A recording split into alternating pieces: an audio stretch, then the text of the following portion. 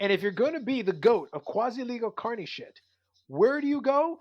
Abu freaking Dhabi in the island of Yas. Also a fair point. All of that seems to be on brand for me. All those places you're talking about, the Caribbean and blah, blah, blah. No, far too legit, Dave. We need to go to Abu Dhabi. Is there some crime we can commit? Can we do money laundering while we're doing Fight Island? Yes, we can. You can pretty much do whatever you want. Correct. You go to a place where there are no laws. What happened? A man was murdered outside and thrown outside. Why? Abu Dhabi. Yeah, fair enough. So it seems to me like Abu Dhabi is the perfect place to have Fight Island. Okay. All right. I'll give it Come to on. you. And it's so close to your birthday, too, which is a nice gift for you as well. Dave, this whole thing is the comedic gift that literally keeps on giving and comes with fucking merch. Holy shit, it comes with merch. I'm trying right now to restrain myself, Dave. Don't. Screw Project 2020, Carlos. No, settle down. Settle down. Fucci. Okay, fair enough. Okay, you brought me back. You brought me back to reality. You are listening to episode 57 of the Unnecessary Nonsense Podcast. The spiel. Two unqualified idiots. I'm Carlos, and with me as always is Dave. Perfect. I love it. Keep that now. It gets increasingly streamlined as we go along, as we slowly reach our full power of the intro. I don't want to spend too much time on the intro, guys. We're going to talk about what happened to us this week, but then I have some fun, some glory, and in the anchor leg, it may be something that requires me to harness all of my voice power when the moment comes. You'll know it when you hear it. I think that's fair. I mean, really, when people are listening to this, all you really need is our little, joke intro thing where you pull the clip and then the music. People know what's coming. Oh, and they will. Hopefully, with some luck, we may have a clip from that anchor leg. We'll see what happens. I make no promises. You never know where the glory is going to come from. But before we get into all of that, I'll give you a quick rundown on everything except the anchor leg. I'm going to save that for when the moment comes. Dave knows what's coming, but let's leave it a little bit of a surprise for the rest of you. We're going to talk a little bit about Major League Baseball and then MLB being idiots, and we'll talk a little bit about why they're being idiots, and also the potential downstream consequences of them being idiots. We'll talk a little bit about that. Project 2020, of course, has got to have its segment to begin after we chat a little bit about what happened to us this week, and then we'll have Kyrie Irving causing some trouble. I got a little bit of a taste of that. Dave knows a little bit more about it, so he'll fill us in, and then we'll chat about it and see what we think about related to that. And then, of course, our special anchor leg segment, which will be, I think, wonderful. We'll see how it plays out, but I have high hopes. With all that said, Dave, how was this week? This week is pretty good. A couple things that I'll mention to you. One, I am reading Ferguson Jenkins' biography, and this is the second, or autobiography, I should say. And this is the second autobiography of a baseball player I've read, at least in recent history. The other one being Yogi Berra. And it really seemed, first of all, the Ferguson Jenkins one is much better. It's written much better. But both of them were basically stream of consciousness writing. So this is an autobiography in the sense that Ferguson Jenkins is the one actually writing it. That is correct. Okay, I just want to double check. So very interesting. I've learned a bunch about Ferguson Jenkins that I didn't know before. And for those of you who don't know, I'm a big Ferguson Jenkins fan. Obviously, only Canadian MLB Hall of Famer. Several autographs from him. It's the only big jersey thing that I have framed. I have a Chicago Cubs frame with it's actually a t-shirt that he signed in it. I also have some other stuff from him as well. So I'll put that out there. Some interesting things. I didn't realize that he'd been arrested at one point and charged with cocaine possession in Canada when he was coming on a trip to play the Blue Jays. So that was interesting. Obviously, there was a big misunderstanding. Charges were dropped. He goes into it in detail in the book. And some other stuff about his personal life that I wasn't aware of either, which I found very interesting. And some anecdotes about his playing career. The flow of the book is, you can tell, same thing with the other one, that they're not professional writers. That it's just whatever's in their head, they're kind of putting it out there. The good thing about this one, though, is at least it's chunked. So it's stream of consciousness, but it's, about his time as a Chicago Cub. Or it's stream of consciousness and it's about his time as a Boston Red Sox. Versus Yogi Berra, where, one sentence you're talking about the New York Yankees, and then two sentences later, you're talking about a road trip and a trip you took with your wife that had nothing to do with baseball.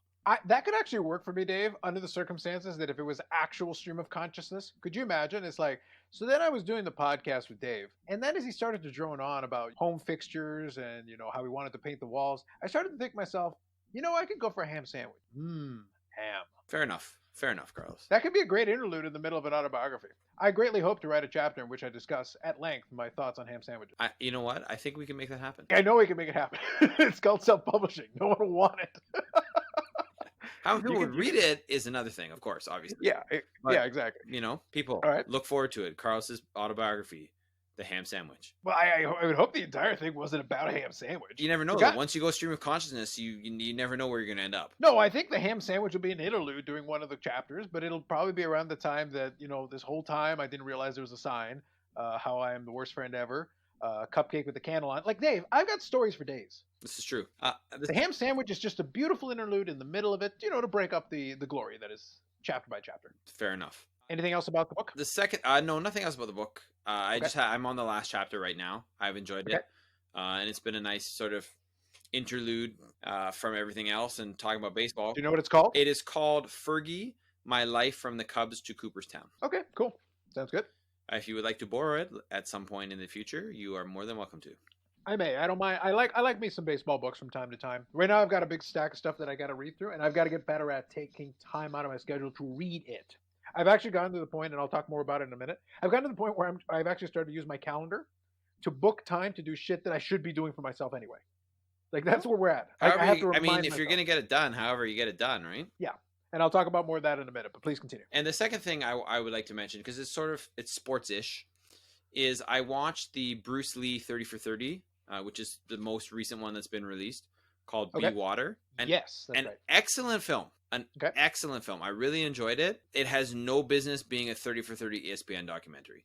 None whatsoever. Okay, how so? Because it's basically about his acting career. So it mentions, that he was a teacher of martial arts, and people were in his school like Kareem Abdul-Jabbar. That's a significant portion of that. And it talks about how he came to be in America, he had basically 2 acting careers. I didn't know he was a child star in Hong Kong before he went back after trying to make it as an actor, and was basically facing a lot of prejudice and racism because he had a bit of an accent. Sure. And was Yep. Chinese, and so he went back and started making the films, and then he was getting more famous, and he made Enter the Dragon, which is an awesome movie. I don't know if you've seen it or not. I have. It's been years, but I definitely watched it at least once Yeah. or twice. And then he died. And Sure. so, he never got to sort of bring that back to America the way sort of, like Jackie Chan did, right? And Well, in fairness, Jackie Chan didn't really get into prominence until much later in his career. oh no, I get that. But the whole Yeah. point is that he had a big career in Asia before coming to America, and then sort of having a second career base, if you will. Yeah. Okay. Fair enough. Sure. And yeah, anyway, so he was sort of trying to do that. Very interesting film about his family life, all that jazz, which is great. I just don't know why it's airing as a sports documentary on a all sports channel. Okay. Now, fair enough, but I will throw one thing at you, Dave. Of course, I would expect nothing less, Carlos. It is a 30 for 30, and it was on TSN. You watched it, right? That's correct. But 30 for 30 is an ESPN production, correct? Yes, that is correct. Now, here's the thing, though. And this is important because I was reading a book on ESPN's history a little while ago, and it's from time to time it's good. And the thing is, I'm about halfway through it, and this is one of the things that I got to get to reading. Is it that gigantic one? Yeah, it is. These guys have all the fun. It's a good It book. is. It is, but it's one of those things where it was easier when I was commuting, because while I was commuting on the train, I would sit there and read the book. And when I'm at home, I'm like doing stuff, and then suddenly I'm like, wait, I should sit down and finish my reading. Yeah, you didn't have to finish book this the book. time because it was right there. Correct. Anyway, so I was reading it, but here's the thing, though. We have something we have to remember, and this is a good and valid point for other things as well. What does the E in ESPN stand for? Entertainment. Yeah. The thing is, ESPN was never envisioned as, if it was just sports, it would have just been, they would have called it the Sports Network because they were prior to TSN. This is true. Yeah, so it's kind of entertainment sports network, question mark. Like the amount of like Hollywood they can interject into it is subjective. So yeah, I agree with you, it's borderline, but at the same time, I guess they thought, people would probably watch a Bruce Lee 30 for 30. So they probably thought, okay, well, we can emphasize the movie career because most people know him for that. Yeah, and you know what? It is well worth the watch. It's a very good film, and it has a lot of him like Bruce Lee speaking, and some of his writing in it. So from that perspective, obviously, if you're a fan of Bruce Lee, or if you're kind of maybe you've seen some stuff, and you liked what you've seen, or you just like kung fu movies, there's a lot in there to get you in to want to watch. Sure. I suspect though they probably leaned on the E as kind of their out to allow it. Yeah, fair enough. And I'm also, I know we don't really do what we're looking forward to now because there isn't. It's usually for timing. If you're looking forward to something that's more than a couple of days or a week away, you're more than welcome to. That's fair. But they keep I don't know how long it's gonna last, but they're doing one every week, every Sunday for the last little bit. They did The Last Dance, and then they did the Lance Armstrong one, then they did this. They're doing one on Bonds. Sorry, not Bonds. Sosa and McGuire in the McGuire. home race. Yep. So yeah, I've set that one for the PVR. yeah, so I'm enjoying those and watching those. So Yep. I'll keep that as sort of that was my week. All right, fair enough. For the most part, my week was filled with a lot of work. Did you get your phone? I did. So yeah, let me talk about that a little bit. The trek to get the phone was actually all right. The eBay seller actually did a good job, so I had no issue with that. But I wanted to use the phone for a couple of days before I leave everything feedback to make sure everything was working great. So what I got was what I ended up getting was the iPhone XS or 10s if you prefer. Not the newest model, but a pretty recent model. The thing's pretty good. I've been actually very impressed. Battery life's been pretty good. Face Unlock ID is really handy. I haven't been in the Apple ecosystem for a phone in a really long time. I was thinking back on it. The last Apple cell phone that I used on a consistent basis was all the way back in the 4S era. Oh wow. Yeah, so it's been a while. Part of the reason for that was because I was getting annoyed that Apple wasn't doing a good job upgrading the screen real estate. And because I was looking at some of the Android alternatives, and they were doing a much better job. Like, you've got this box, and you've got this space for this screen, and we've got a smartphone. When I'm consuming media, or when I'm looking at this or looking at that, it's like, give me some screen real estate. Give me an HD screen. Now, by the time we get to the current era, like the 10S, this one has an HD screen. Good pixel density. I'm not going to get too technical on you, but the point is, it's a good, crisp picture. Is it as good as some of the Samsungs? No. But is it pretty good? Yes. It takes pictures very well. I was very impressed with that. That's part of the reason why I was like, okay, I kind of want to play with this. In addition to the fact that I like technology and stuff. And I thought, all right, I'll have this phone here and get all my stuff together for it. And I've kind of transferred over. And one other thing I will say that Apple does well, that I'll have to give them their props for, is that when you do get a new device, because I have a iPad tablet, when it came time to do the new device, I had the option to be able to scan the tablet, do a little scan thing. And by doing that, I was able to just basically download a lot of my settings and things directly onto the phone. Oh, that's good. Yeah, so that's one of the features they've done the last couple of years that I like, because it's like, rather than have to go like, all right, what apps do I need? What settings do I require? And blah, blah, blah, and then do every individual thing. You can actually transfer over a bunch of the stuff and save a little bit of effort and time. Oh, that's good. So it's been fun to play around with a little bit. It's been my new little toy for a little while.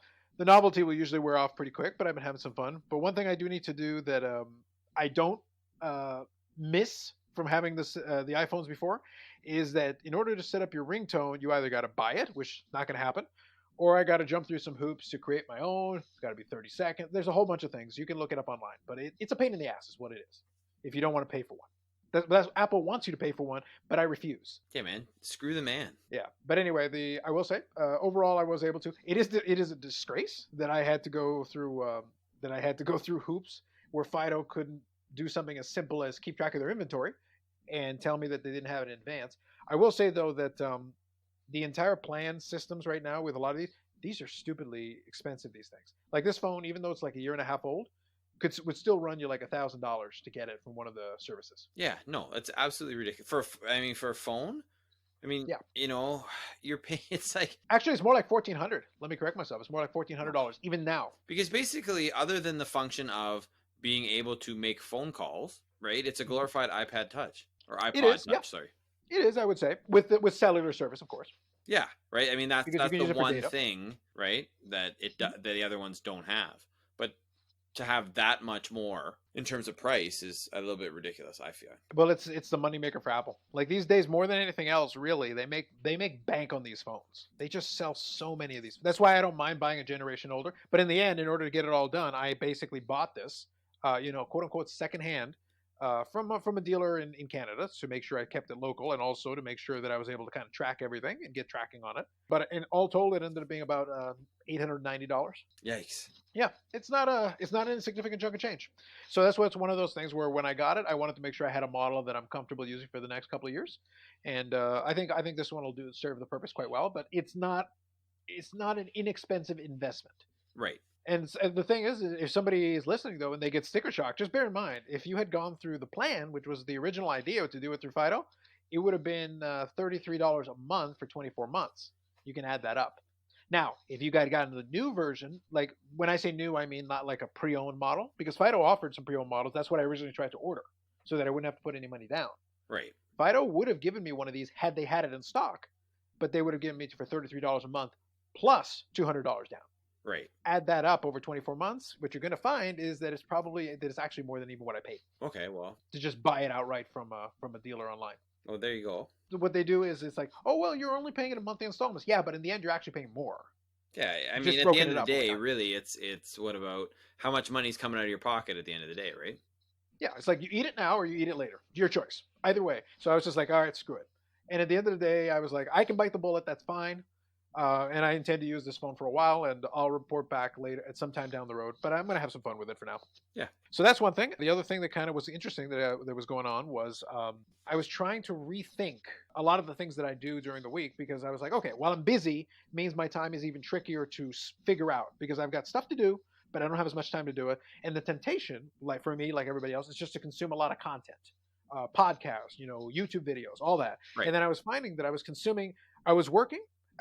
This week in particular, I was having to work long hours, but then when I was done, I was super tired. And then the thing would be, I wouldn't make time to work out, or I wouldn't make time to read a book or do something that might be a little more productive. And I was like, okay, you know what? It's gotten so bad.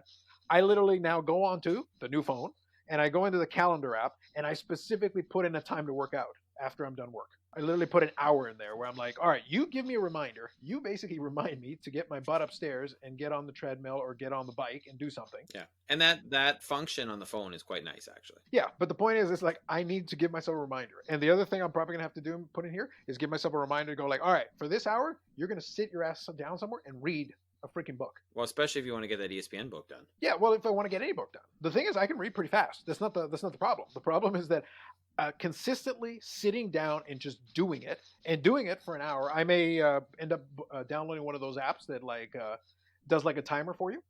Right. And like if you set a task, you can be like have a countdown timer so that you can focus on the task, and it'll let you know when you're done. Yeah. Something like that maybe in my future. Basically, I'm thinking about stuff like that because I'm like, you know what? I still want to get some stuff done. I know I'm at home. I know I'm here almost all the time, but that doesn't mean the shit doesn't need to get done.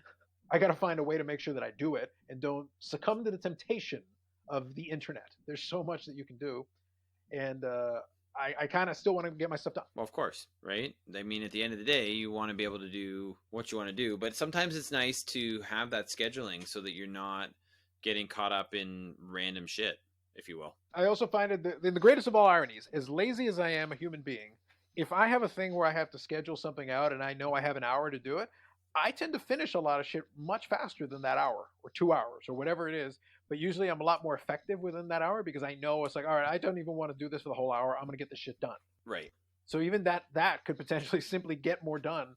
That could be the big outcome of all of this. Is just like, okay, well, by doing this, I didn't use the whole hour, but I got the thing I wanted to get done completed. Right. And that's the most important part. So that was kind of the key for that. Awesome. Anything else? Now, last thing, which ironically is related to content, even though what I just said, is one thing that I've kind of enjoyed. And I'll talk a little bit more about it during the Major League Baseball discussion, which will be kind of the first topic, the second topic really, to get us started on this one, is that our good friends at TSN are putting on the KBO games. I think I mentioned that last week or the week before. Yes, you did. So what I've done is I recorded a couple of the games. One of the other things I got to do in the same vein. So first is get my shit done. But then the other thing is I got to sit down I got to get used to the concept of sitting down on the couch and actually watching a sport. Because I actually find in the greatest of all first world problems, I find it very difficult to feel like I can sit down in the couch for a couple of hours and watch a thing, even though with a PVR I can fast forward through commercials and all that. I'm actually finding the attention span to be able to sit there in front of the screen and not just stare at my phone and do a bunch of other things has been very difficult. Well, you're not used to it, right? Or is anyone really? Yeah, and the other thing is I know it's recorded. So it's like in my head, I'm like, well, I can just rewind or whatever. But so it's like, no, I want to sit there and just watch it. And I will say that the KB, what I've watched though, I've watched the majority of a game at this point, and I got a couple on the PVR, but I want to get through it so I can watch a couple more. Watching the KBO has been fun. Well, I will say, and the baseball is pretty decent, I will say as well. And I like the whole thing that they did like cardboard cutouts in the place of fans. Nice. Which is kind of an interesting take on it. Well, I think it's better than CGI fans personally. I don't know, Dave. CGI fans, pretty fancy. I would like CGI fans if they were like so blatantly cartoony. That would be just hilarious. Could you imagine if Disney sponsored it and all of a sudden you got like Mickey Mouse is in the background going, "Go guys, good job." That'd be hilarious. It would be. It would be. Just do it. Like you guys have anything better to do? Just superimpose Goofy back there, like chanting, trying to start the wave. Yeah, exactly. What the hell? It'd be kind of funny. So it was kind of fun. I will go. The one I'm more excited about though, Aussie Rules. So I want to watch this KBO game so I can get to my Aussie Rules football game. It's like it's in the same vein. Like I'm committed to finishing this game because then I can watch my goddamn Aussie Rules game because I'm in, homie. Aussie Rules is back. This is fair. I know how much I do appreciate your love of Aussie Rules football. I'm legitimately enjoying this. I may get the streaming package again. Yeah. Hey, man. I gotta see, though. I mean, I'm sorry. I should say I'm for you doing that. Hey, listen. I have to see. Like, I still need to see because at the same time, they're in the same vein as everybody else. You don't know if they're going to be. I may not be able to commit to the season. I may have to do like on a month-to-month basis and be like, let's just see if you guys are able to get through a month or two. Well, yeah, exactly. It's like, I don't want to commit to like a whole season and then, you have to shut it down again. And then all of a sudden I'm sitting there, with no content. Yeah. Because I think to my recollection, I don't believe that Major League Baseball has charged me for MLB.TV this year. But I have to double check. I don't believe I received that charge. Yeah, I don't think I got the charge for the radio app either. Yeah, so. and as long as that's the case, I'm good because it's like, well, fine, as long as you're not trying to charge me for a season you haven't had. Like I said, we'll talk more about Major League Baseball in a minute. But anyway, the point is, it's been fun to have some stuff, even though I'm watching it. Like it's 5:30 in the morning. I'm not getting up for that. But even though I'm not up to watch it live, it's kind of fun that there is some live sporting event that you can record and then watch back and then skip through the commercials. I will say one other thing though about the KBO. They did throw in there, like obviously it's in the middle of the night, so the announcers are in a completely different place, in a completely different time zone. They're not in Korea, but because the English announcers that the ESPN has. But the thing is, like they brought in like this comedian for this game I was watching, and he was killing me. Like he was so unfunny, and I think he was punch drunk from like being up in the middle of the morning, like at the early wee hours of the morning. I'm like, why are you bringing a comedian? Just call the play-by-play. Yeah. I mean, people are used to baseball being baseball. Not that many people are probably watching it live. So just call it like it's a regular baseball game. That was what made me laugh. I was like, why do you need a gimmick for a game being played at 5:30 in the morning Eastern time? Not many people are be like, hey, you know what I'm going to do this morning? Get up early to watch KBO. PVRing? Yeah. But getting up at 5:30 in the morning if you don't have to? Why? Pretty much. It's like, look, if it was on at 7:30, I'm up already anyway, and I'm kind of doing my morning routine. I'm eating my breakfast is what I'm doing, and I still got an hour before I get started for my work for the day. I would sit down for an hour and watch part of the game, and then hit the record button for the rest, and come back. Yeah, like I totally do that. That's no problem. 5:30 though, no, hell no. I don't sleep enough as it is. This is true. This is true. Yeah, but anyway, so I was having some fun with that. So it's a couple of things going on right now. It's a lot of it is just trying to take advantage. The last couple of days have been a little cooler, which has been nice, but it's still sunny. Looks nice out there. But we are starting to get into the warm part of the season. Now we're starting to get a little bit of the humidity stuff. So I'm taking advantage of it. This weekend has actually been a nice little respite to give us a breather and give us some rest. Well, that is good. I think that's been kind of nice. So really, that's kind of been it for me this week. So with all that said, let's talk about Project 2020. I'll give you a little bit of an update on what's been going on this past week. I do look forward to this every week. Although I have started looking at the cards myself now. Dude, I'm telling you, but before we're done, you're buying some damn cards. I don't care what you say. Give us the call. A long money. way to go, right? So it's quite possible. Yeah, that's what I'm saying. I did debate hard about the Jackie Robinson. The current one? Yes. Well, like I said, you do realize, like I'll remind you, just so we're on the record, if you do see one that you particularly like, give me a heads up while it's in play, while it's online, and we can always go halvesies on the shipping because that saves shipping. All right, sounds good. Yeah, because if it's one that's interesting anyway, I could grab one, you could grab one, and then we just split the shipping. That way it's $5 a piece. Right. Cheaper. All right, I will keep that in mind. So anyway, Project 2020 kind of chugs along. I will say this week was a little bit quieter for me because I didn't think, obviously I was a little busier, so I wasn't able to track it as closely, but I was keeping an eye on what it was, and I have the social media for Topps and everything, and they show the different cards as they're coming up.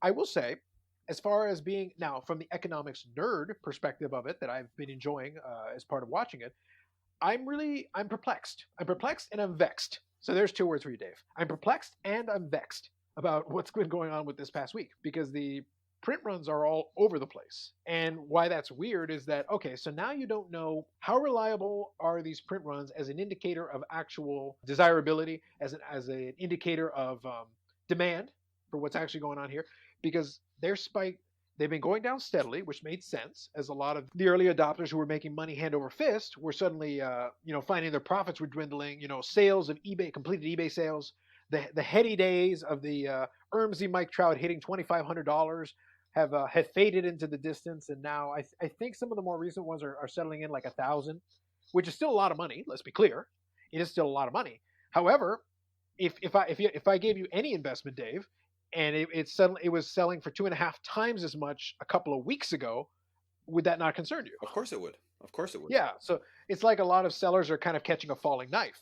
And one of the points that I made to Dave, just from an economics perspective and just a general interest perspective for me as an observer of a lot of this, even though, as I said, I've bought a couple of cards here and there. And one of the things that has to be kind of borne in mind is that even the cards that I bought right now, I think tops the project is up to like card number 119, 120, thereabouts for the current cards, or it's in the one teens. Either way, we're well over 100. The first cards that I bought were like 95 and 96. And every day there's 2 more cards and 2 more cards and 2 more cards.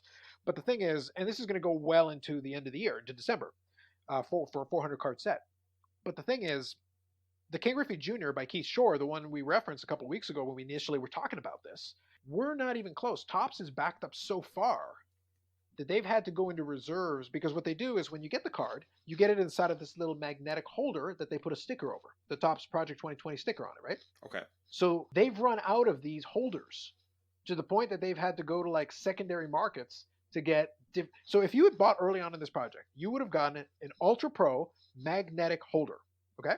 All right. Now this isn't like a super expensive, card holder or anything, but it's not like this top of the line crazy thing. It's like $2 or $3 if you buy them. It's not that crazy. But if you're Topps, you can buy it in bulk and get a good discount on that. But they've run out of them. So they've had to go to the secondary market. So then they started to go use BCW, which is another manufacturer who makes these plastic holders as well.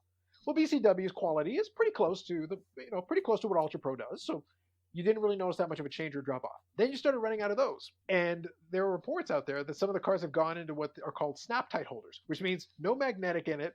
It's actually an even cheaper holder. And it's like the quality of the holder has been going down, but you're paying the same price. Then I'm saying if that's going to happen, you should be getting the card for cheaper. Yeah, but it's tough to argue because it's like, yeah, you're right, but at the same time, it's like, well, the card itself is the value, not the $2 holder. And one other thing that like people notice is that they would come inside of these little black boxes. They would say like Project 2020 on it that came as part of your thing with in bubble wrap. Right. Well, what started to happen is like Topps ran out of bubble wrap. So they would ship it to you without the bubble wrap, but like put it into a packaging so it wouldn't get hurt or damaged or whatever. And then sometimes Topps would forget to include the box because they're shipping out so many that they're having trouble. They're basically having trouble with their supply lines, Dave, is what I'm trying to get at. Obviously, yeah. And it's gotten to the point where even though some of the cards are struggling in price, there are some enterprising sellers who have been able to sell the boxes that they come in for like $10 or $15 a piece. The box. Wow. That's, hey, not bad. Everybody's looking for a way to make a buck, Carlos. And I have no moral opposition to this, but I'm just saying, like, this is the weirdness. That's why I say the reason I like Project 2020 is that it brings a bunch of like, what is this weird shit? And at the same time, it's like this whole little microcosm of this economy that's just operating with its own weird set of rules. Which is why, honestly, everything you're saying is just proving that it's perfect for the year 2020 based on everything else. Yeah. It's like every time you think you figured out what's going on, how this is going to work, what's going to happen, then it's like, oh, by the way, everything you thought, you were wrong. And it's like, but I thought these things based on sound business principles. Well, that doesn't apply. I thought this based on economic theory. That also doesn't apply. I thought this based on basic supply and demand. No. Yeah, that's so true. So true. Yeah, so I won't go into like individual cards or anything this time around, but you had a favorite, Dave. I think you were talking about the Jackie Robinson. Yeah. So I think that's the current one, I will say. So let me just go onto my own Topps site here. Like I said, we're not going to talk about each individual card, but so this is the current one right now by F. Artist EF. Correct? Yes. So I will say, I will probably put the link in this one for everybody. I won't spend too much time on it, but it does have a lot of things going on with it. It has a black border, which I think is pretty cool. Well, this one has 16 hours left, Dave. I know, but I don't know. $20, Turbo. But I do like everything that's going on it. It is very busy, but it is meaningful. There's a lot of actual meaning to the image. So it's a Jackie Robinson. It's based off of a Jackie Robinson 1952 Topps card. Is one of the more iconic cards of Jackie Robinson in the era. I think it is also his first Topps card as well. Yes, because 51 he wasn't in it. So it's got his iconic image, but it does have some symbols that are pertinent to the current day of Black Lives Matter. I'm just going to say. So there is some symbolism to it, and it's got a black bordered card on it, a lot of designs and a lot of slogans that were associated with Jackie Robinson. It does have a little image of Ebbets Field. It's got that. And I don't know if you noticed the C and the K in Jackie. Yeah, Kansas City Monarchs. Correct, exactly. So that it's a statement of that one. Yeah, So and it also, I don't know if you noticed, it also has a couple symbols on his uniform which aren't part of the uniform. Yeah, you're referring to like the little US thing. Yeah, and referring then, to his the like patch on the shoulder. service in the army and stuff. Yeah. Yeah, and the patch on the shoulder, I can't really see it very well. I'm trying to zoom in a little bit. I Can you can't see as the... either, but I'm thinking it looks kind of like a panther. Or I'm wondering if it has something to do with UCLA or something. I'm not. Or it could 100% be, or it could maybe, because if we're going with the U.S. military motif, maybe his division or his group had a patch. Yeah, I'm not sure. That I don't know Yeah. offhand, but But fair enough. But the point is, there's a lot here. Like if you look at it for long enough, you will see different things on there. So it's not super busy. It's not too crazy, but there's definitely stuff going on. And the more I look at this card, the more I'm like, yes. 16 hours, Dave. Yeah, you know what, Carlos? I think I may have to bite the bullet on this one. All right, ping me a message and I'll order it, and All right. we'll talk. Sounds good. So anyway, so now you know. There you go. I've sold another one of your cards for you. Enjoy. Regardless, and I'll pick up one as well. Like I said, it is interesting, I will say.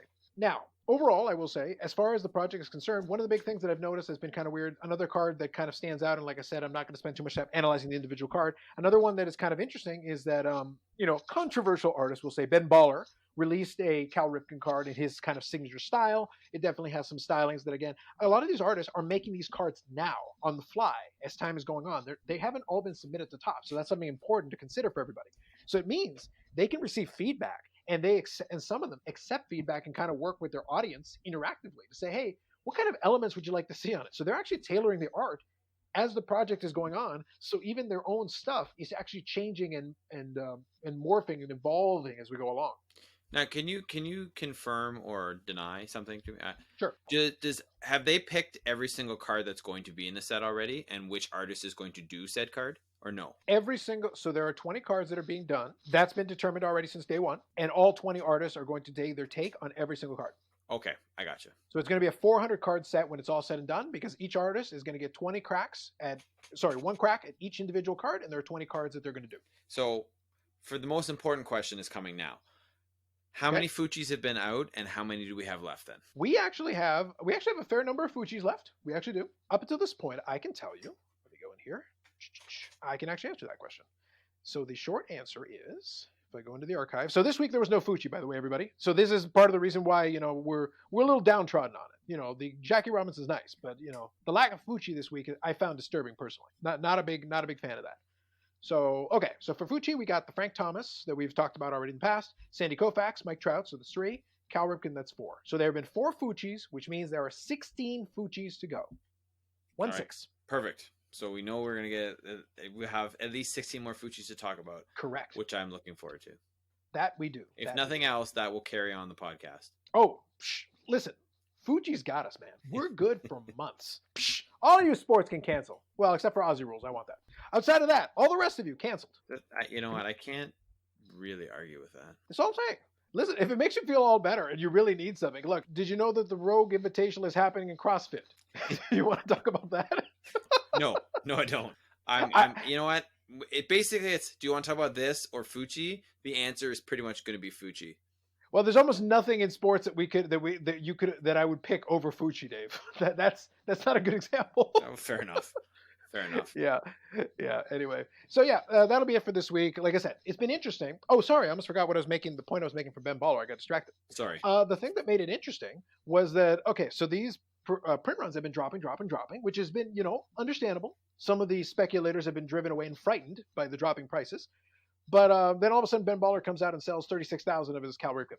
Now, Cal Ripken has not been the most popular player in this series, even though he's a popular player, certainly. Not the most popular, but a popular player. And that 36,000 is like high for what's going on right now. So that's why it's like, so is Ben Baller buying his own cards, like en masse? It's just a question I put out there because artists are allowed to buy their own cards. Like, there's nothing stopping them.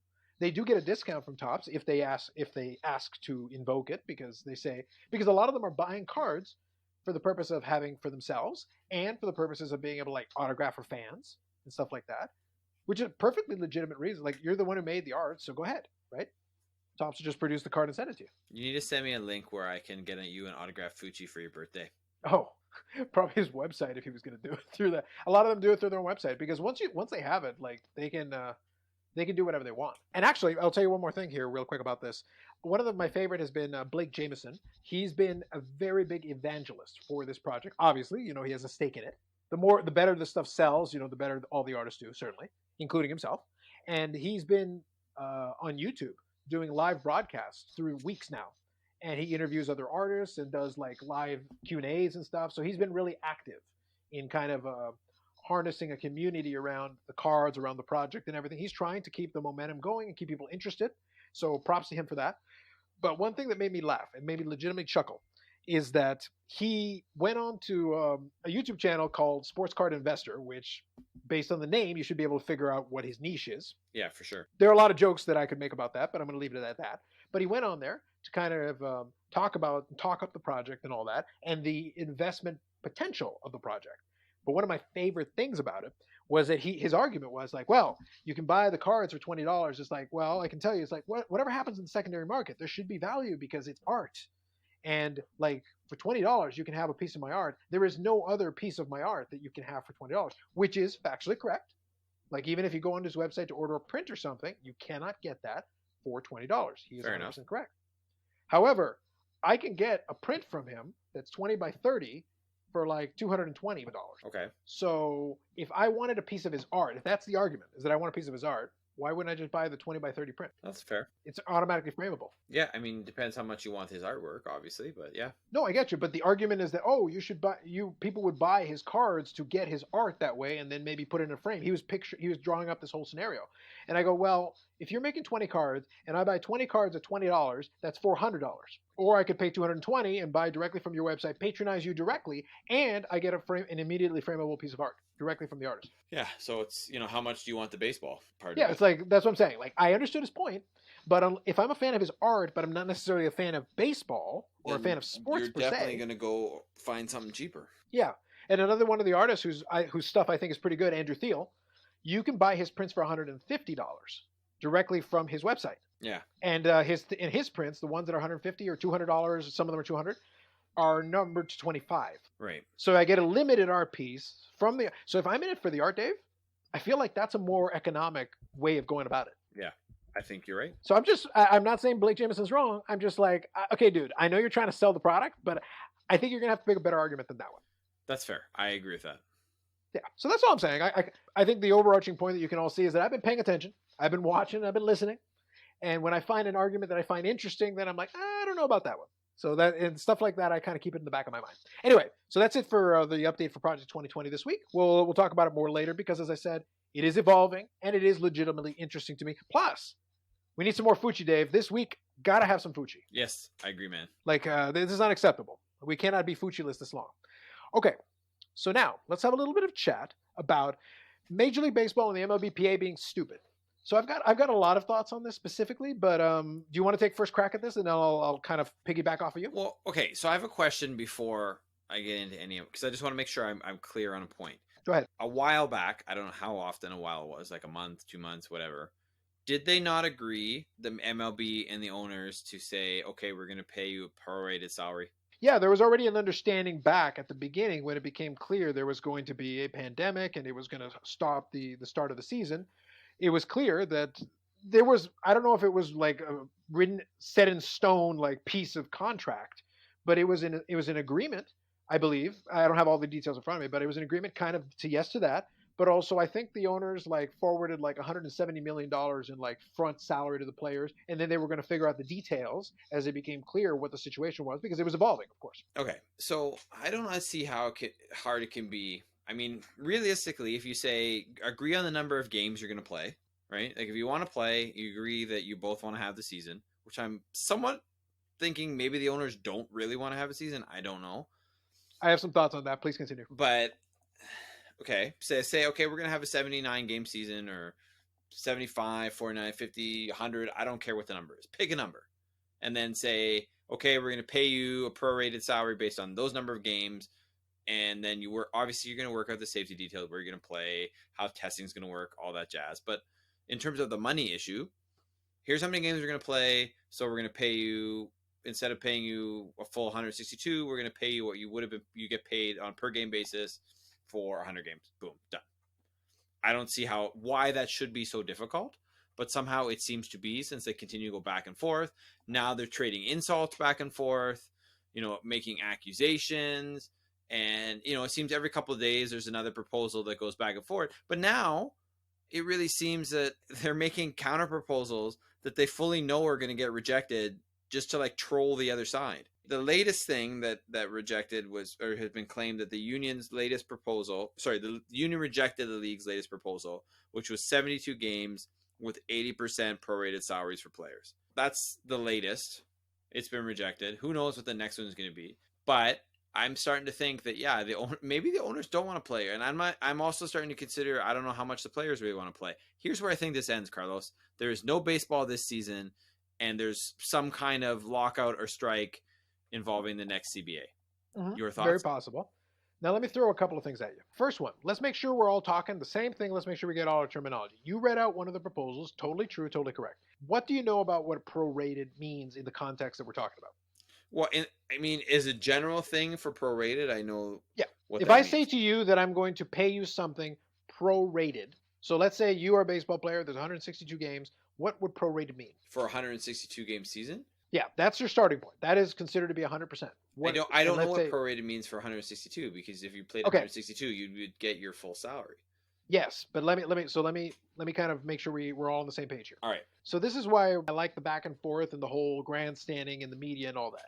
The thing is, the owners are arguing that they can't make enough money without people in the stands. Number one, that means your business model is broken, and it means you probably should stop being owners or completely restructure your business because you got a problem. And I've got some more thoughts about the business part of baseball, but that's another conversation we can have another day. We've got time. Between discussions of Fuchi, we can talk about more of the business of baseball. We'll get to that. Fair enough. Long story short, a prorated salary is already a discount. Why? Because to the point I was making, 162 games is the full season. If my contract is $35 million, let's say I'm Mike Trout, then 162 games is $35 million. Now, in a normal situation where the full season is being played and I'm Mike Trout again, and I, as always, get hurt and I lose 30 games, I still get paid $35 million because I'm Mike Trout. Correct. But then I win an MVP that I don't deserve. But okay, man, enough with the slagging Mike Trout. Let's get to the point. Never, Dave. I can do both. Anyway, the point is, if we only play 81 games, that's exactly half the season. So instead of 35, I get 17 and a half. That's what prorated means. Yes. Instead of 35, it means you take the salary, divide it by 162 games, full season, and add it up. Correct. But the owners are proposing 80. They're saying, okay, so that, and then let's knock 20% off of that. Right. So discount on top of discount. Yeah, no, which I think personally from a player standpoint, I think prorated salary is fine based on the number of games you decide to play. That's what I think should happen. Prorated salary is legitimate. You've only gone to work for X amount of days. Therefore, you should get paid X, which is normal. If you were working an hourly rate job right now, and normally you work 40 hours a week and you get paid X, but we've only got 20 hours for you, you get paid half. Yeah, I don't have an issue with that. That's normal. That's not, nothing is weird about that. But then if your same business says, well, yeah, we only got 20 hours for you, but we're going to pay you the equivalent of 15 for the same 20 hours. But you got to come to work for 20, but we'll pay you the equivalent of 15. They're like, why on earth would I give you another 5 hours of labor when you're not paying for it? Yeah. That's kind of dumb. I agree. So, but and that's it what also the owners want. Correct. And the reason why they want it is because they're trying to lay the groundwork for the CBA.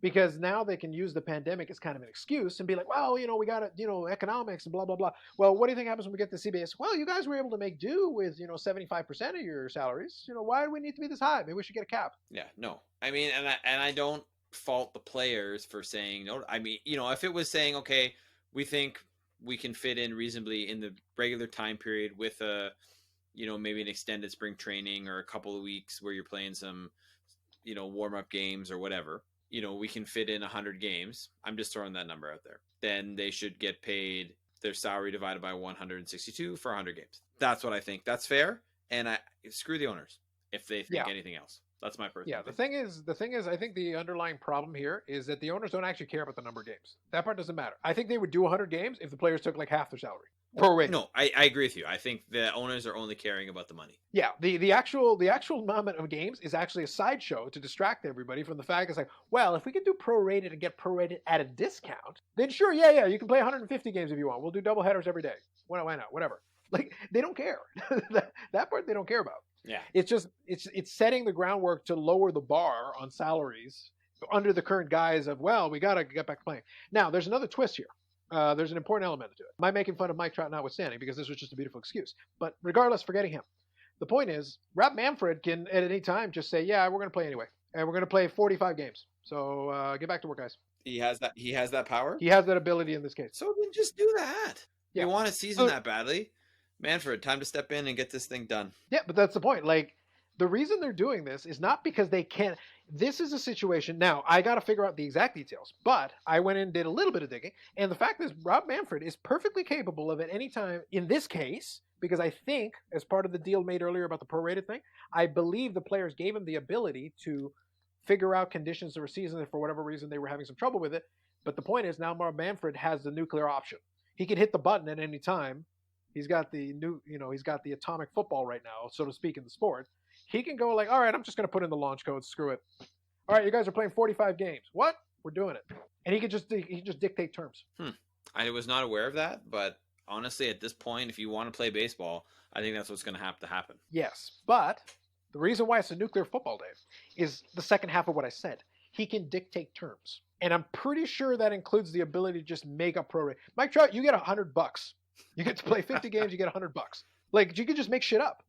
So the point is that the reason it's the nuclear option, Dave, is the second you do that, what do you think is going to happen for the CBA? Well, exactly. You just invoke the nuclear option. Well, now the players can go to full-scale war.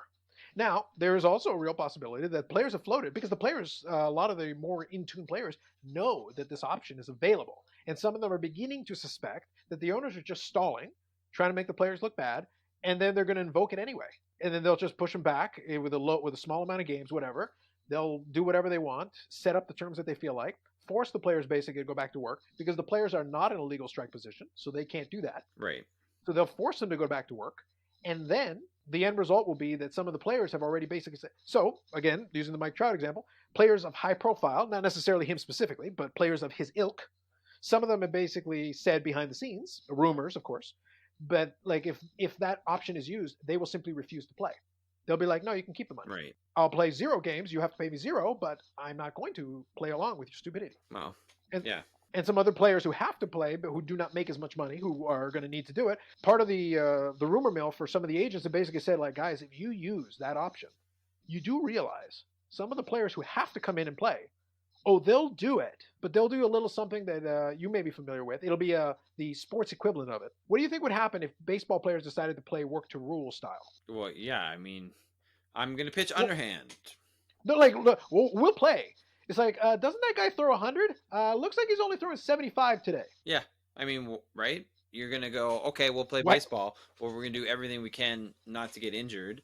And, you know what? It'll look like people in the Cuban League where they're just showboating all the time on everything because they can. A little bit of that. And I also think that some of the players will be like, yeah, I'm going to, what are you doing? Yeah, I got to run out of chopper. It looks like you're walking. Yeah, I'm running. It's like, it literally looks like you're walking. And they're about to make the play. And he overthrows it. And the guy walking gets to first base. Yeah. They can basically make a sham of the whole thing. No, absolutely they could. So it's like, the reason why I think this is kind of interesting is that now you've got the owners playing this game of chicken with the Players Association. And the Players Association are like, guys, if you literally do this, you realize, and this is where it's interesting, because like technically the players are going to have to risk destroying the sport in order to beat the owners in this one. Yes. Yeah, because they're going to basically have to make a farce of it. And anybody who's realistic, anybody who understands the realities of this thing, Major League Baseball, the owners, the commissioner, have been deluding themselves for some time. And I'm not going to spend too much more time in this, but let me give you a little thing for perspective, Dave. All right. Let's just think about this. For the sake of argument, let's say the 4 major sports are the ones we kind of consider the 4 major, but in the U.S., I don't know if we consider them the 4 major. We got NFL, we got the NBA, we got Major League Baseball, and we got the NHL. Right. Right? Okay. Where would you rank, realistically, for most of the sports world in the U.S., where would you rank the NHL? 4. Are they in the top 4, or do they fall outside of the top 4? Probably I would say I'm not actually sure, like officially, but in terms of most people who are talking, I would say probably they would rank outside of the top 4. Yeah, but for the sake of argument, I'll leave them in the top 4, okay? Okay. But I think it's fair to say, regardless of whether you rank them in the top 4 or not, I would say if you're going to put them in order, the NHL is 4th. Right. Okay? So fine. Who's first? NFL, obviously. Great. So that makes it easy. Okay, that leaves you 2 options. Who's second? Probably the NBA. I would say comfortably the NBA. in terms of ratings, in terms of financial drawing power, in terms of all that. The NBA can play without fans because their TV deals are huge. Yeah, and then obviously Major it League didn't used to be that way, and it is only recently become that way, but definitely the NBA. Yes, but the point I'm trying to make is this, and this is where Major League Baseball is not getting the hint, and that's why I said they're idiots earlier. Major League Baseball still has a lot of money. I don't think they have the cachet they think in their heads that they do. I love baseball, but notice I didn't say I love Major League Baseball. I said I love baseball. Correct. I love inter-county baseball. I even like the KBO. I'm not going to go as far as to say I love it. It's fine. I would if I was going to choose another alternate major league to see, I would love to see like the Cuban League or the league in Puerto Rico or Mexico. If they could get like coverage there for something like that and they could play games, I'd totally watch that. But as it is, I'll watch the KBO, sure. Just for the record, I mean this. I know this is a small sample size. I have been to a Cuban League game, and it was one of the worst games of baseball I've ever seen. I think there's something like 11 errors in the game. Yeah, but was it like high level? Yeah, it was the top Cuban League. That's disappointing. They should have got Puig in there. I hear he needs a job. Maybe he should go back. That's true. But the one thing that's interesting about Cuban baseball, you give or take, is you have to play for your city. So like that might throw things off. Right? So wherever you come from, I mean, I guess this could have changed since the last time I've really paid attention to Cuban baseball. But wherever you come from, so if you're from Havana, you have to play for one of the two Havana teams. You can't play for anywhere else on the island. Yeah, that would mess up competitive balance big time. I'm sure there's some areas that are probably much better stocked with players. Absolutely. And if you don't get those, you could probably see a pretty shitty baseball game. So I believe it. Okay, so fair enough. The point is that I'm trying to make is that if I have to choose, Korean Baseball League would not be my first choice. The fact is they were able to get things together. Obviously, my first choice internationally would be Japan. Yeah, I think most people's would be too. Yeah, that would be like my second choice. Mexico definitely has a good league. Like they could totally do it if they were able to play games and you get coverage down there. I think that would be just fine. I think that would do well. So the point is, Major League Baseball is the biggest known, but they're not the only game in town, even though the other ones are clearly much smaller.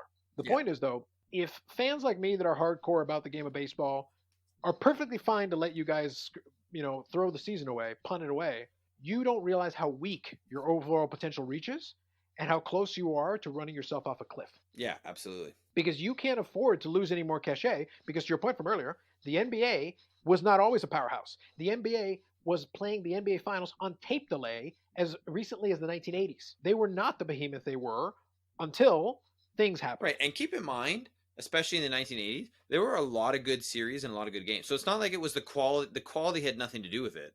It was just people weren't interested in it enough. Yeah. Right. And I think each year, you find some people lose interest in baseball, and that's partly reflected in what the league's doing in terms of trying to, speed up the game and things like that. Yeah, for sure. And what it comes down to is that baseball is not a great television sport most of the time. It really isn't. It has its moments. Like playoff baseball is still fun. It still has the intensity required to keep the attention. But a regular season baseball game is a struggle. It's a slog to get through at times with the amount of stoppages in play. They go above and beyond the natural ebb and flow that's built into the game's already existing rules. They go beyond that for television, and it actually makes the product worse, not better. Absolutely, 100% agree with you. Yes. Which is why it's much more fun sometimes to go to, a AAA game. Yes, but the thing is, the reason why the AAA game works is because while they may have local TV, they don't specifically cater to the local TV. They don't suddenly stop play and stand around kind of throwing the ball for 5 minutes waiting for commercial stand. Right. This is important. It's not that the game cannot be played in a seamless way that'll work. Plus, you can have the standard stoppages in play that are part of the game. When the inning ends, the offense has to run off the field. The defense has to run on the field. That takes a moment. The pitcher can have a couple of throws, but then let's go. Exactly. Yeah, and the quicker you can do that, the let's go, and spend less time doing the transition, that actually speeds things up. And then people can hold the attention. Okay, great. And I still get my natural breaks. I can be chatting with somebody. That is still possible. But Major League Baseball doesn't get that if it draws enough interest away, eventually the ratings will fall. Falling ratings eventually means smaller TV deals. It means less money. It's not going to go up. It's going to go down. Yep. I think everything you're saying is bang on here. And the last point I'll make in the same vein, the reason why I have to think Major League Baseball needs to really consider this is that we put them in number 3 right now by default. But here's the truth. The NFL is a behemoth at this point. They're a juggernaut. The NBA has the international. People in Asia love the NBA. They're huge in the NBA. Freaking Ron Artest is a god in China. Yeah. Like, Yeah. he's not even the dude. But still, he's well known. He's like supremely popular there. You know who's super popular in Asia? LeBron. Well, LeBron to a certain degree, but Kobe. Oh yeah, sorry, yes, Kobe. It was huge. He was a monster over there. And just think about that, though. Like, in that, so as far as international reach, the NBA is huge. As far as like domestic reach in the United States, the NFL is a juggernaut. They weren't always a juggernaut. It wasn't until the late 1950s that they started to take off. The AFL came, draw some popularity there, and eventually the merger, the Super Bowl era, and now the Super Bowl is the most watched TV event. They have all that hanging their cap on it. Yeah. The NHL has a stronghold in Canada, and teams in the U.S. that have some popularity, but wane comes and waxes and wane. Here's the thing: if Major League Baseball plays its cards wrong, they could fall behind the NHL. The NHL could have a stronger base. Absolutely. And it's their own damn fault. They got nobody else to blame. Yep. So we'll see. My prediction is that Manfred ends up pulling the nuclear option and they nuke themselves in the future, and they don't realize that this is the beginning of the end if they pull that stunt. Well, we shall see. I'll be watching one way or the other. I'll be keeping an eye. But that is why I say the MLB and the Players Association are they're not budging. I don't blame the players in this one. I totally blame it 100% on the owners, and I think the commissioner is making a big mistake. He's making us look back fondly on the era of Bud Selig, and Bud Selig was bad. Yeah, I don't. It's just no. Like, I don't want he's to. I just don't not want to go getting back there, Carlos. I don't want to go back. Well, right now at the moment, I would rather go back, Dave. Like, this guy's doing such a bad job. I kind of want, at least Bud Selig screwed up in a way that made sense. Well, fair enough. Yeah. Anyway, we'll see. All right. So next on the docket here, let's talk about the NBA and its international reach. We'll talk about an international intellectual. Tell us about Kyrie Irving, Dave. Hey, so here's my take on this before I get into the actual details. Life imitates art.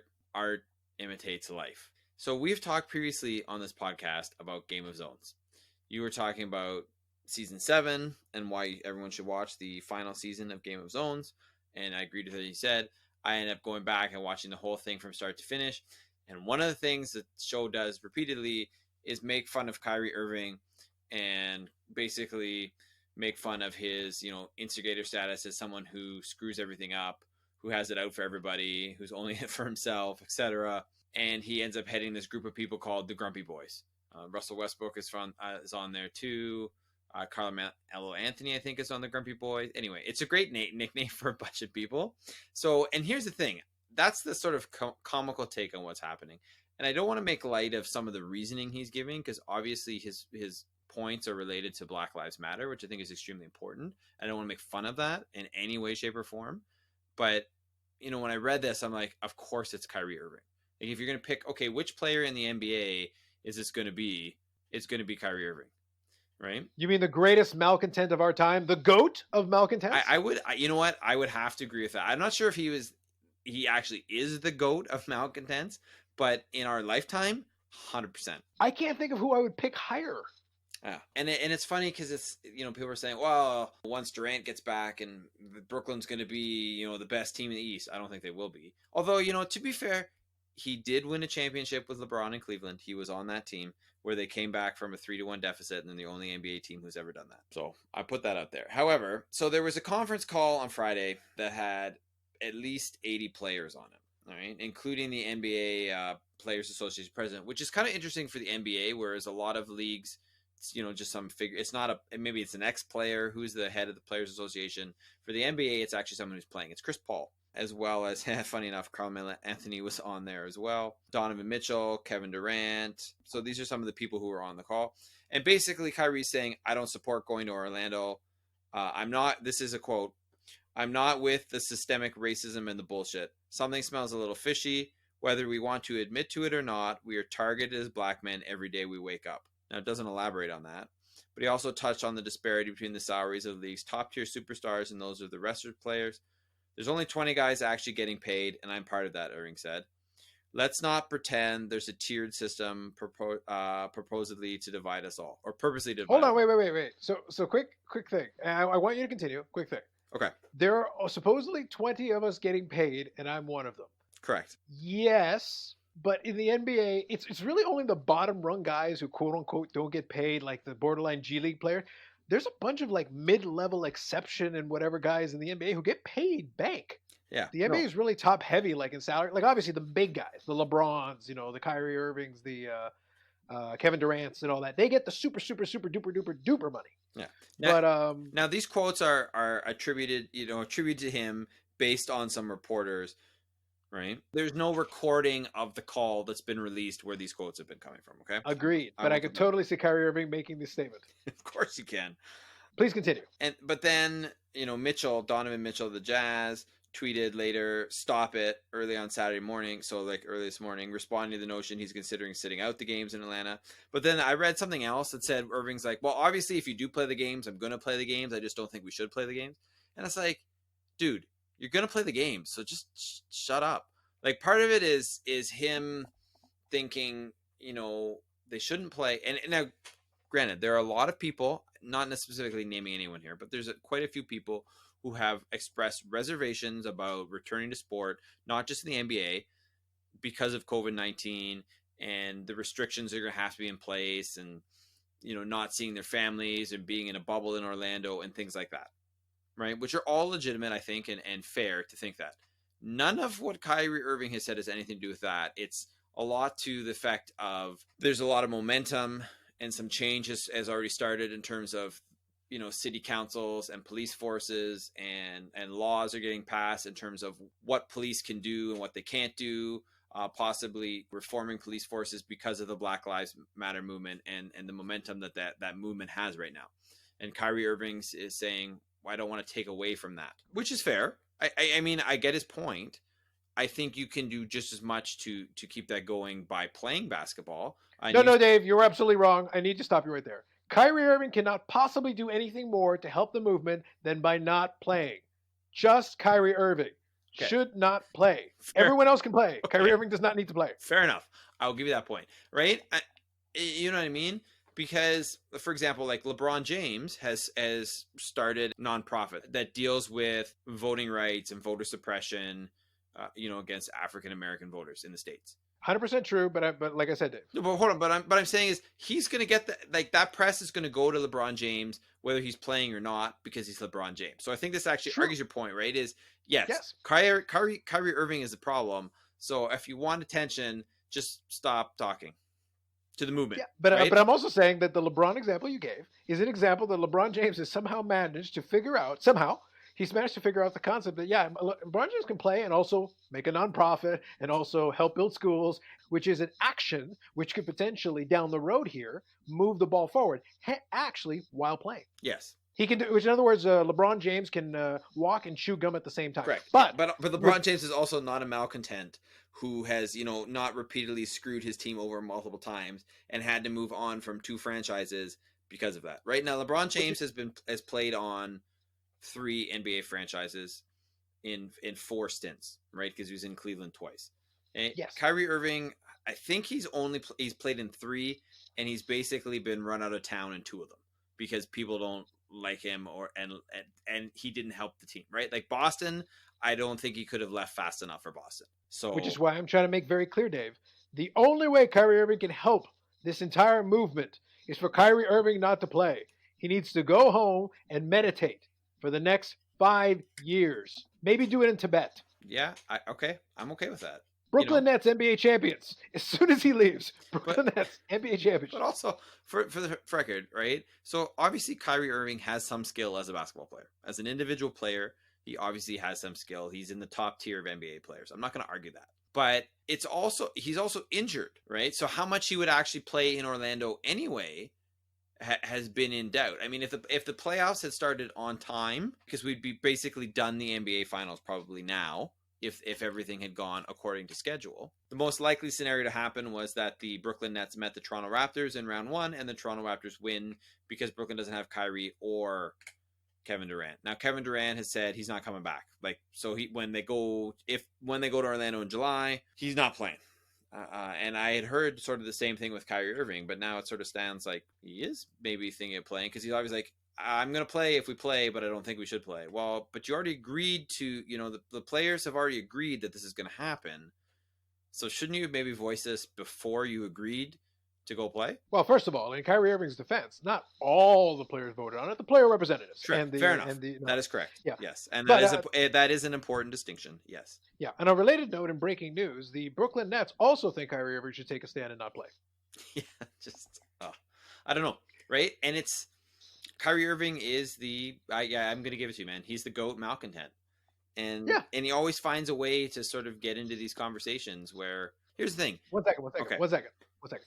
All I was going to say that I thought was very amusing is that at the beginning of the conversation, we were like, maybe he is, but maybe in our lifetime. And then by the time you explain the story, it's like, who else would stage a coup against his own players to be like, we shouldn't play? It's like, why is it you who are the one who causes trouble everywhere you go, and teams get better when you leave? Is the one who's trying to lead the charge and not playing.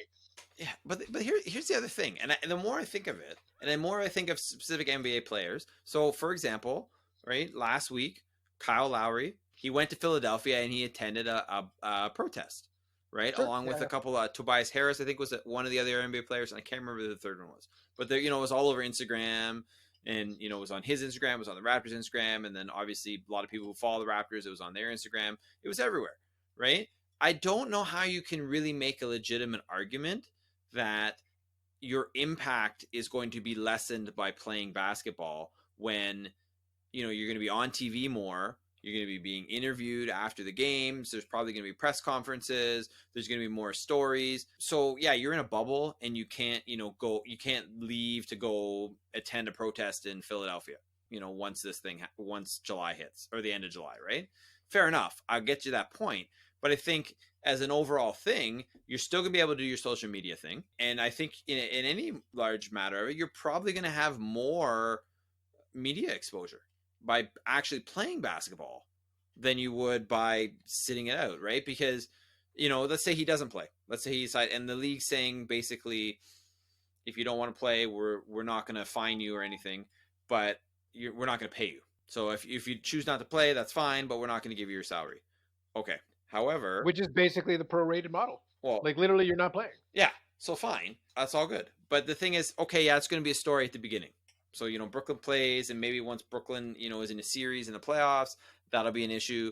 But then when Brooklyn's no longer in the playoffs, because they're not winning the NBA championship, no matter what, no one's going to care about Kyrie Irving, or Kyrie Irving has to really say anything, because the focus is going to be other people. There's going to be plenty of airtime for those issues, with or without Kyrie Irving. Totally with you, Dave. But can I say that I think we're overthinking this? And can I offer an alternative take on this? Please do. Okay. So do you remember that meme where it's got that guy that I don't think it is, but it looks like LeVar Burton? It's the meme where you've got the black guy pointing at his head. Yes. And then yes, I know what you mean. You know what I'm referring to. So now imagine that meme, and then imagine this. You can't fail in the playoffs and not meet your expectations as a quote unquote top player if you don't even play, and the league doesn't either. Also true.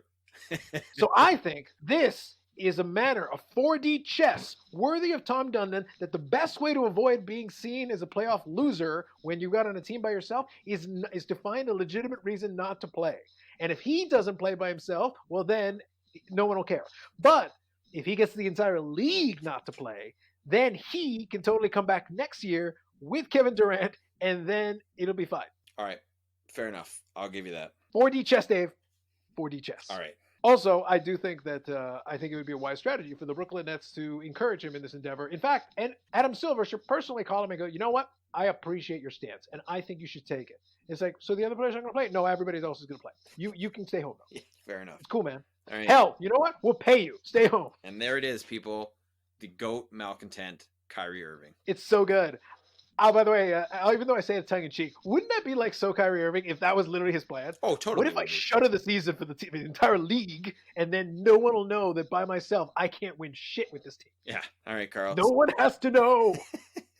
All right, we're moving on to our final topic, right? The special Carlos topic. So actually, Dave, one more thing before we take off to the next topic. I actually was so enthralled and so amused by my 4D chess Kyrie Irving theory that I almost forgot that I actually had a legitimate suggestion for once. So can I offer a legitimate suggestion for the NBA and the people who even subscribe to the Kyrie Irving theory? Fair enough. Go ahead. All right, here's a real suggestion, a real one. If you're going to go in, you're going to go in the bubble. All your points were valid, but let me take what you were mentioning earlier a step further. What about a simple thing? If you're legitimately concerned about trying to get your message out and you're worried that in the bubble you won't be able to, which your point, yes, you've got the internet and social media and all that.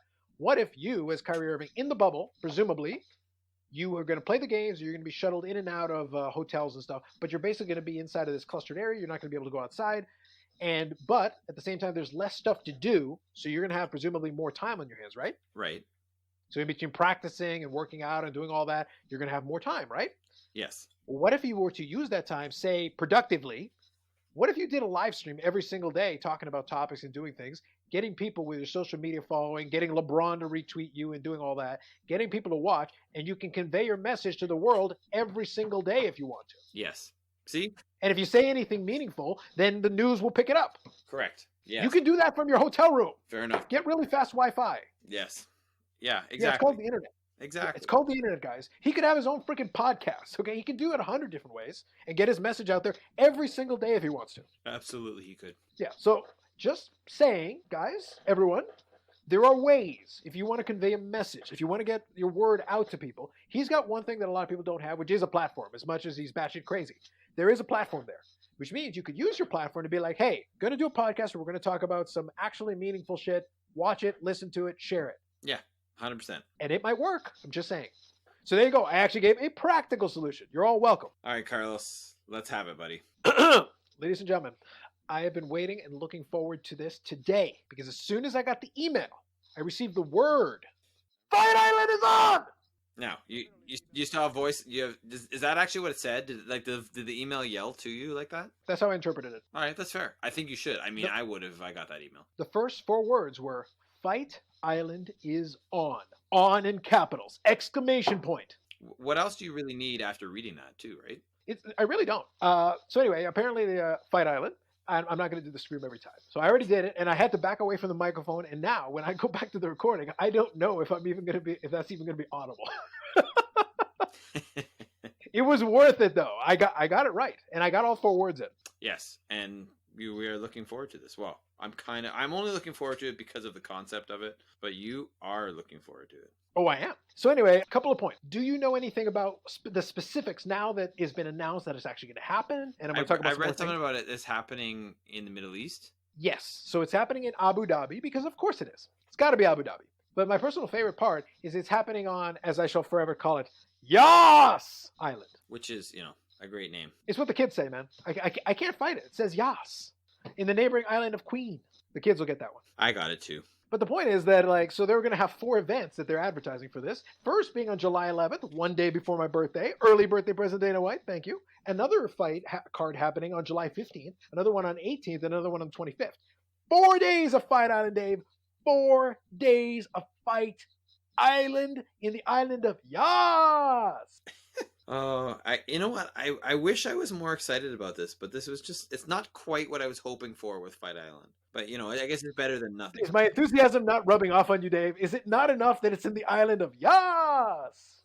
Not yet, no. It may yet get there. I mean, let's see. Let's have the conversation. Because remember, the beginning of last conversation, I was not all about him being the malcontent goat, and now I am. So yeah, by the time you finish explaining your own thing, you're like, wait a minute.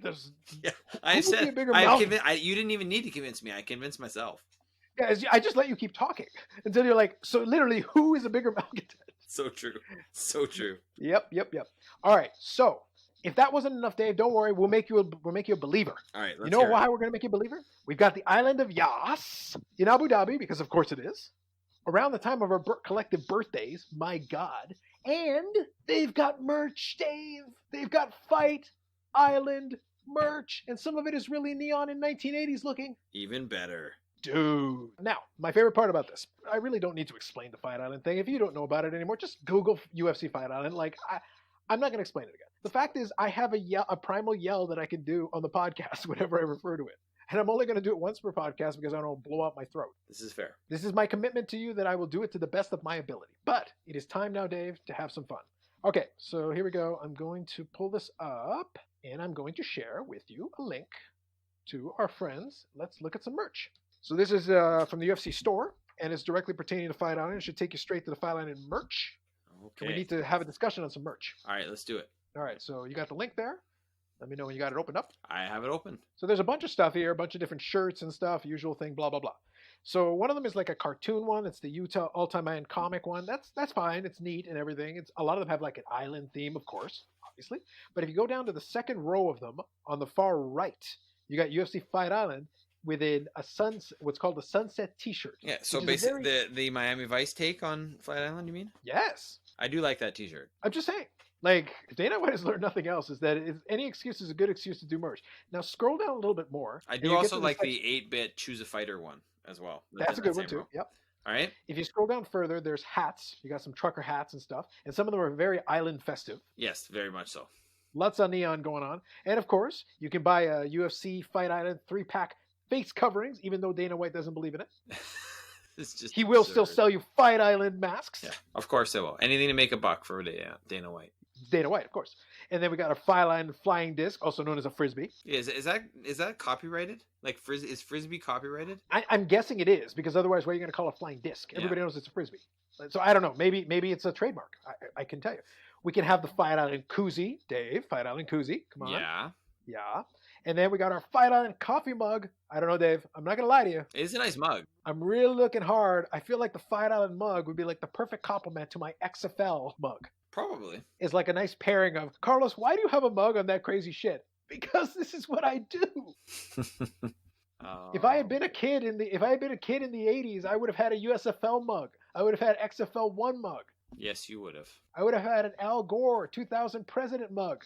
I pick all the winners. Yes, that would be okay. Yeah, man. The merch is a winner here. I'm not sure how much a Fight Island on itself will be. Here's my thing. It invokes to me the Caribbean, right? When you say Fight Island, for whatever reason. You know, obviously there are islands all over the world, but for some reason... I was about to say, like, as long as there's water and land in the middle, it's an island. Correct. Yeah, you could make an argument for South Pacific in my brain. But for some reason, Middle East island or even like a North America, you know, if there was an island in the United States, just no. But there was that cool scene from that Fast and Furious movie where Wanda Rousey kicks some people's asses, and I believe that was in either Abu Dhabi or Dubai, so which was in the United Arab Emirates. So there's that connection. Well, I was also going to say, Dave, we have to remember something very important. Which is? Up until this point, and at the moment, I'm not prepared to make the argument. It's too soon. I'm not prepared. Whereas Kyrie Irving is the GOAT of malcontents. To me, unquestioned GOAT of malcontents. The GOAT all time of crazy, quasi-legal carny shit. Right now, the GOAT is Vince McMahon. But right now, nipping at his heels, like Wayne Gretzky chasing down Gordie Howe's scoring records, is Dana White with quasi-legal carny shit. All right, fair enough. I'll give you that. And if you're going to be the GOAT of quasi-legal carny shit, where do you go? Abu freaking Dhabi in the island of Yas. Also a fair point. All of that seems to be on brand for me. All those places you're talking about, the Caribbean and blah, blah, blah. No, far too legit, Dave. We need to go to Abu Dhabi. Is there some crime we can commit? Can we do money laundering while we're doing Fight Island? Yes, we can. You can pretty much do whatever you want. Correct. You go to a place where there are no laws. What happened? A man was murdered outside and thrown outside. Why? Abu Dhabi. Yeah, fair enough. So it seems to me like Abu Dhabi is the perfect place to have Fight Island. Okay. All right. I'll give it Come to on. you. And it's so close to your birthday, too, which is a nice gift for you as well. Dave, this whole thing is the comedic gift that literally keeps on giving and comes with fucking merch. Holy shit, it comes with merch. I'm trying right now to restrain myself, Dave. Don't. Screw Project 2020, Carlos. No, settle down. Settle down. Fucci. Okay, fair enough. Okay, you brought me back. You brought me back to reality. Fair enough. It was like, listen, I'm willing to go on absolutely crazy tirades, Dave. I will say a lot of questionable, crazy shit here. We will have no Fucci slander on this podcast. Fair enough. I'm sorry. You brought me back to reality, Carlos. Fair enough. I do think you should be purchasing some merch, though. It's the right thing to do. I'm seriously considering. I was saying, I had to hold myself back, though. I was about to go full Packers Super Bowl 45 on this shit. Like, I was like, I want the Fight Island shirt. I want the Fight Island stupid looking hat. I'll give the stupid looking hat to my dad. I want the mug. I want the flying disc. Not really. I don't really want the flying disc. But there's some other shit in there that I would buy. So much stupid shit there. It's got merch. The island of Yas. Just don't go on drunk or when you're really, really lacking sleep. I'm literally lacking sleep for 35 years. He's going to back the truck up to your front door. Yeah, I was going to be like, dudes, bros. Oh my goodness. It's like, if I order everything, do I get free shipping? Yeah, I was gonna say, like, no, I think that's a valid question. It's like, I should be like, can I have Dana White's personal number? Why? It's like, so here's the thing, Dana. as patron saint, I'm not giving you a go yet, patron saint of quasi-legal, carny shit, if I just buy a bunch of this shit, even shit I don't even want, can I have free shipping? Who cares about anything else? I just want the free shipping. I order as much as I have to get free shipping. Bro, Carlos, you're literally buying $2,000 worth of stuff you don't want on top of the stuff you quasi want. Yeah, I'm willing to do it if I get free shipping. But Dave, if I buy $2,000 worth of stuff and get free shipping, it's better than if I had bought $50 worth of stuff and paid $3,000 in shipping. This is true. This is true. Yeah, and it's, at least look at the upside. The potential, it literally writes itself. It's like, what happened? Carlos, did you literally buy all that shit? Yeah. So it's like, what are you going to do? So I'm going to be like Oprah, but it's going to be like, you get a Fight Island shirt. You get a Fight Island mug. Kazoo, you get a flying disc. Woohoo! Who doesn't want the flying disc? Like, let's be real. No, he'll probably get a broken flying disc. I wouldn't even give him an intact one. Wow. You can glue it back together. The man is having a kid in August. Give him a break. That's a bad thing, not a good thing. Good Lord, we don't need more of that. Let the kid break the disc. Let him get a real disc. Good not break God. Yeah.